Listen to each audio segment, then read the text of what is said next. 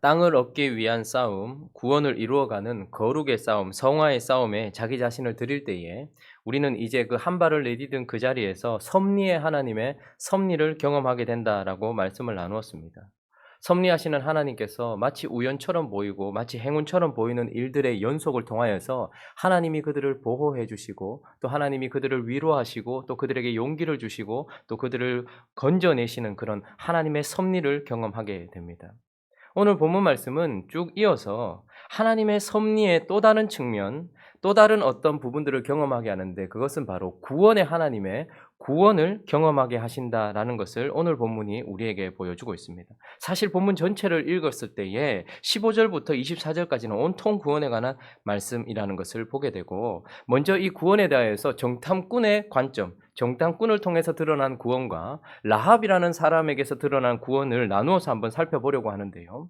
오늘 15절부터 우리가 14절까지는 섭리의 하나님의 그 섭리를 바라보았다면 이제 하나님은 구원의 하나님이시다라는 것을 정탐꾼을 통해서 보여지게 되는데 먼저는 15절을 한번 읽어볼까요? 15절 시작. 라합이 그들을 창문에서 줄로 달아 내리니 그의 집이 성벽 위에 있으므로 그가 성벽 위에 거주하였습니다. 자, 그들을 창문으로 달아 내렸다라고 말합니다. 22절, 23절도 읽어보겠습니다. 시작. 그들이 가서 산에 이르러 뒤쫓는 자들이 돌아가기까지 사흘을 거기 머물매 뒤쫓는 자들이 그들을 길에서 두루 찾다가 찾지 못하니라. 그 두 사람이 돌이켜 산에서 내려와 강을 건너 눈의 아들 여호수아에게 나아가서 그들이 겪은 모든 일을 고하고 자 그들은 하나님의 섭리로 말미암아 위험 가운데 보호하심을 받았고 도우심을 얻었습니다. 그러나 거기에서만 그치지 않고 하나님은 이제 그를 줄로 달아 내려서 창문에서 줄로 달아 내려서 그들을 그 성에서 나가게 하실 뿐만 아니라 산에 이르게 하셨고 사흘이 지나고 난 이후에 강을 건너 다시 눈의 아들 여호수아가 있는 곳까지 그를 구원하여 건져내신 하나님이심을 보게 되는 것입니다. 그러니 하나님은 그곳 그 위험한 가운데서 그들의 생명을 건져내신 구원의 하나님, 그들의 육신을 건져내시고 육체를 건져내신 구원의 하나님이다라는 것을 우리에게 보여주고 있습니다.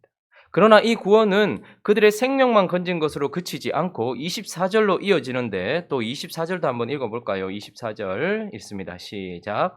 또 여호수아에게 이르되 진실로 여호와께서 그 온 땅을 우리 손에 주셨으므로 그 땅의 모든 주민이 우리 앞에서 간담이 녹더이다. 자, 하나님은 그 정탐꾼을 보호하셨을 뿐만 아니라 구원하여 건져내셨습니다. 그런데 그들의 육체만 건져내신 것이 아니라 24절을 보니까 그들의 영혼과 그들의 마음까지 건져내셨다라는 것을 보게 됩니다. 여호수아와 백성들은 두려움 가운데 휩싸여 있었습니다. 그리고 대적들을 바라보면서 자기 자신에 대한 연약함을 알게 되었고 의심과 염려, 특별히 그 두려움이 그들의 영혼을 짓누르고 있었어요. 사실 그들은 굴에 갇힌 것처럼 어쩌면 감옥 안에 있었는지도 모릅니다. 그들의 영혼은 두려움 가운데 떨고 있었죠. 그런데 이들의 정탐을 통하여서 하나님은 그들에게 무엇을 주셨는가? 하나님이 하셨던 말씀을 이제 그들의 입으로 확신하여서 다시 하게 하심으로 하나님의 입에서 나왔던 말씀을 자기의 영혼의 고백으로 하게 만드시면서 그들은 이제 그 영혼이 두려움 가운데서 구원받았다라는 것을 보게 됩니다. 여호수아에게 이르되 진실로 여호와께서 그 온 땅을 우리에게 주셨다. 라고 그들의 입을 통하여서 두려움에서 벗어난 그들의 영혼의 외침으로 듣게 만드신다는 것입니다. 그 땅의 모든 주민이 우리 앞에서 간담이 녹더이다 라고 말하고 있는 것을 보게 됩니다. 자, 그러니 정탐꾼을 통하여서 하나님은 그들을 구원해내신 하나님, 그리고 그들의 영혼을 두려움 가운데서 구원해내신 하나님이다라는 것을 우리에게 보여주고 있죠. 그러나 오늘 이 본문의 구원의 하이라이트 정점은 사실 라합에게서부터 드러납니다. 라합을 통해서 드러난 구원, 그것은 무엇입니까? 우리 18절, 19절 한번 읽어볼까요? 18절, 19절 시작. 우리가 이 땅에 들어올 때에 우리를 달아내린 창문에 이 붉은 줄을 매고 네 부모와 내 형제와 내 아버지의 가족을 다 내 집에 모으라. 누구든지 그의 피가 그의 머리로 돌아갈 것이요 우리는 허물이 없으리라. 그러나 누구든지 너와 함께 집에 있는 자에게 손을 대면 그의 피는 우리의 머리로 돌아오려니라. 자, 우리는 이제 심판과 영원한 저주로부터 구원을 받는 라합을 보게 됩니다. 자, 라합을 한번 살펴볼까요? 라합은 어떤 사람입니까? 라합은 죄인이었습니다. 죄인. 죄인이라는 말은 존재적으로 죄인이다 이 말입니다. 라합은 심판받고 저주받은 그 땅에서 아무런 어려움도 없이 살아가고 있었던 그 땅과 똑같이 부패했던 아주 완전한 존재적인 죄인이었습니다. 뿐만 아니라 라합은 어떤 자였습니까? 라합을 포르네 이렇게 단어를 씁니다. 그러니 그녀는 그냥 여관의 주인이 아니라 창녀였습니다.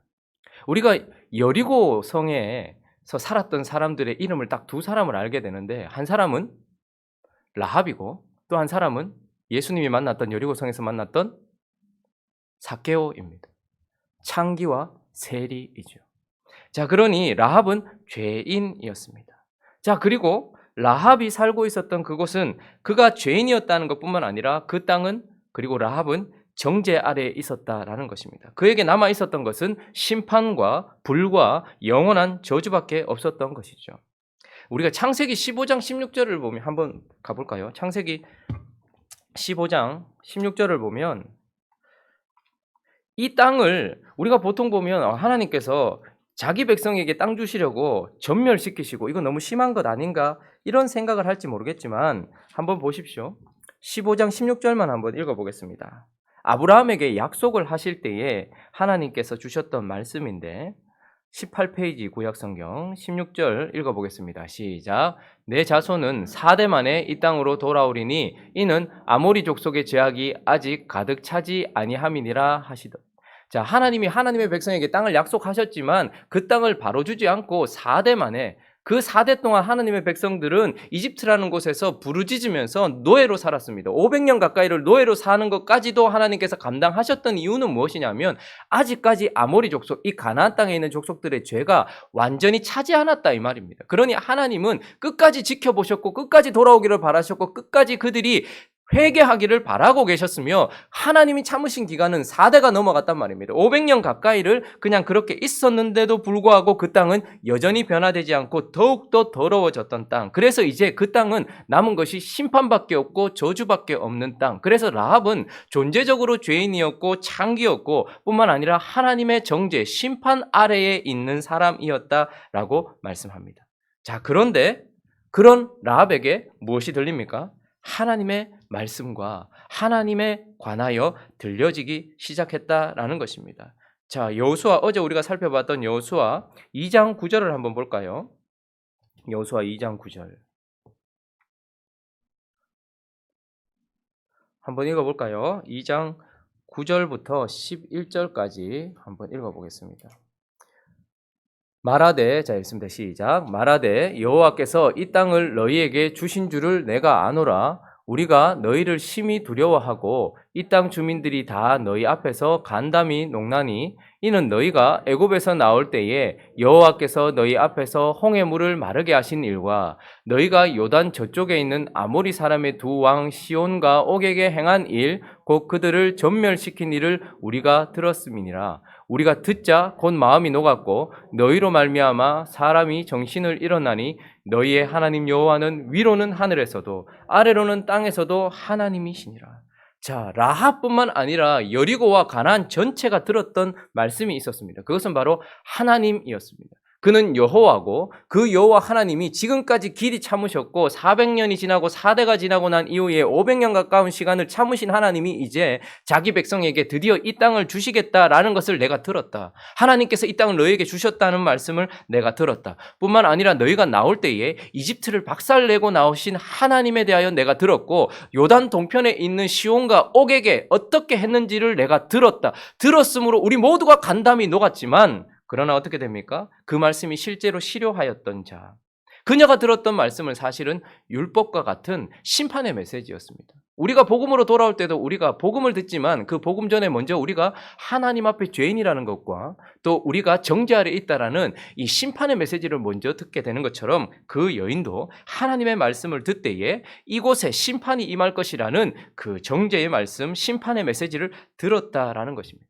자, 그렇게 들었던 그녀에게 어떤 일이 일어났습니까? 그녀 안에 회개가 일어났다라는 것을 보게 됩니다. 우리가 어제도 살펴보았던 것처럼 정탐꾼을 숨겨준 것은 그의 나라를 돌아섰다. 그의 나라에게서부터 돌아섰다. 정탐꾼을 숨겨주고 그들이 이 땅에 들어올 수 있도록 문을 열어주었다라는 것은 그의 민족으로부터 돌아섰다라는 것을 보게 됩니다. 우리는 보통 회개를 눈물로 생각할 때가 많고 감정으로 생각할 때가 많지만 성경은 언제나 그 감정을 포함하여서 그에게 실제로 돌아선 행위를 말할 때가 많습니다.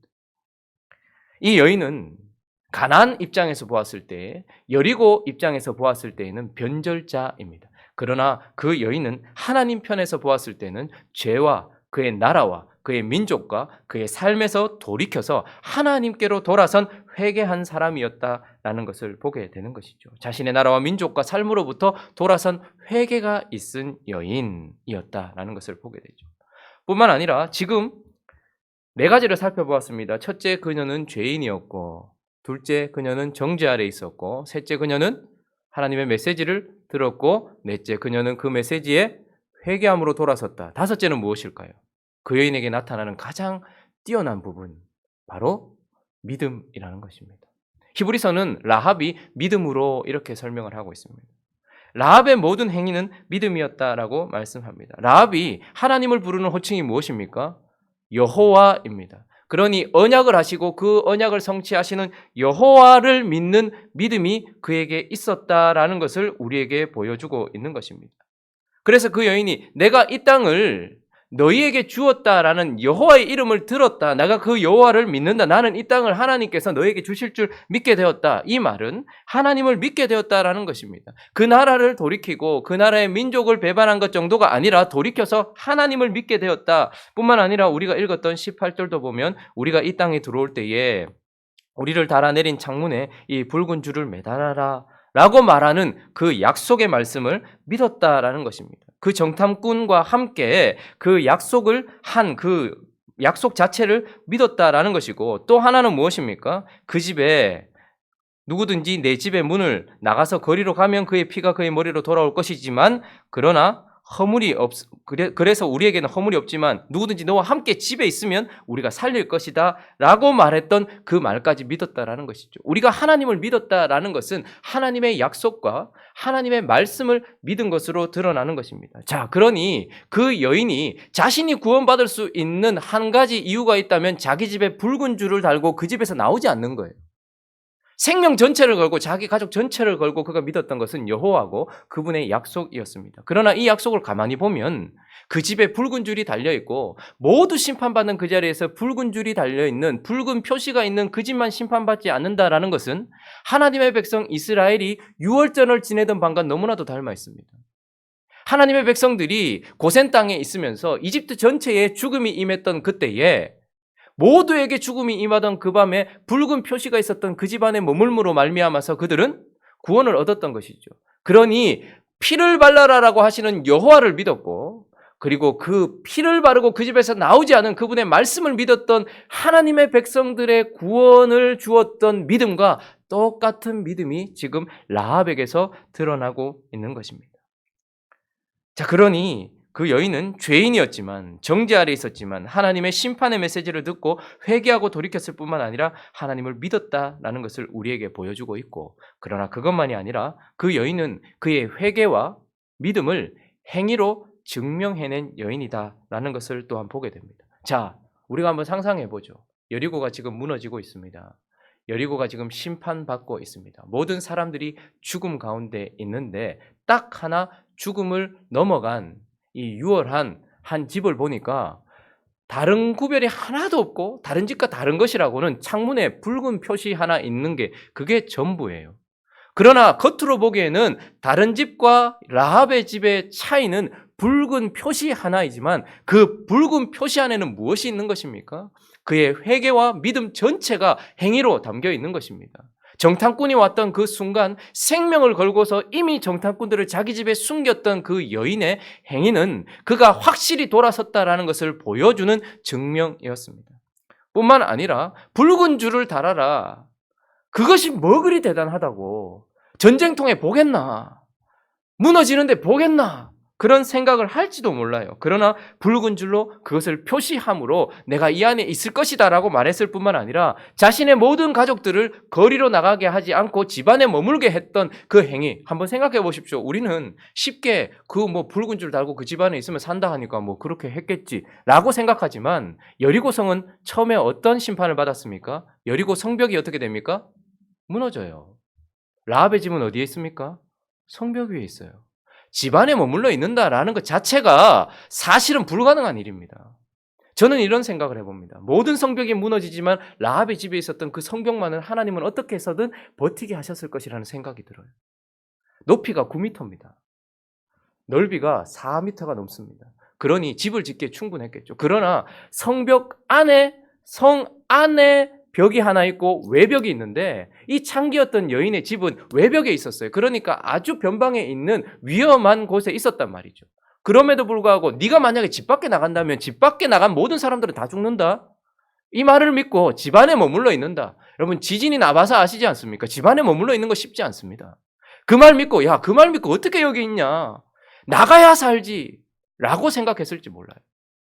그러나 방주 안에 들어가라고 했던 하나님의 말씀이 있고 7일 동안 아무 일도 일어나지 않는 동안도 방주 안에 있어야 사는 것이고 7일이 지나서야 비가 내리고 그리고 1년 17일이 지나서야 나올 수 있는 방주 안에 있어야지만 산다라고 하시는 하나님의 말씀을 믿고 그 안에 있는 것 우리의 영원한 생명이 십자가에서 비참하게 죽으신 예수 그리스도 안에 있으면 산다라는 것을 믿고 그 안에 무너지는 터 위에서 예수 그리스도 안에 있는 것 이것 자체는 믿음 아니고서는 안 되는 것입니다.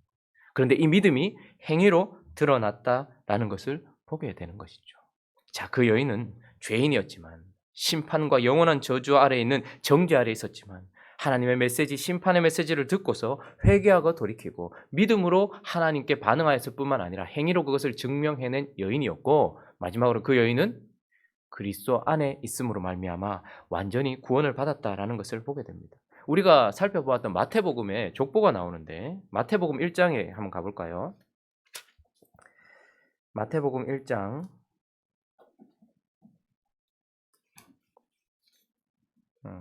5절과 6절만 한번 살펴보죠.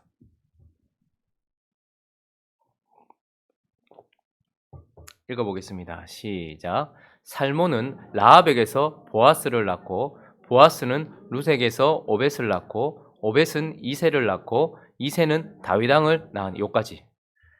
살몬은 누구에게서? 라합에게서. 여러분 유대인들은 유교 사상을 가진 우리보다 더 보수적입니다. 족보에 이방 사람을 넣는다, 특별히 여자를 넣는다, 이건 가능하지 않은 일이에요. 그러나 이 족보는 다윗의 족보이기도 하지만 누구의 족보입니까? 하나님의 아들 예수 그리스도의 족보예요. 그런데 4장을 지나 5장에 보니까 라합이라는 여인, 오늘 우리가 살펴보고 있는 이 라합이라는 여인이 살몬이라는 사람과 연합하게 되었다는 것을 보게 됩니다.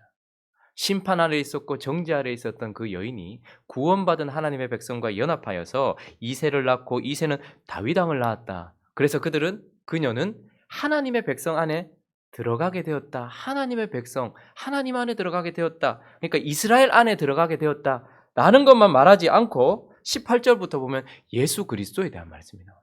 그러니 그 여인은 이스라엘 안에 있은 것만으로 그친 것이 아니고 그리스도 안에 있게 되었다라는 것을 보게 되는 것입니다.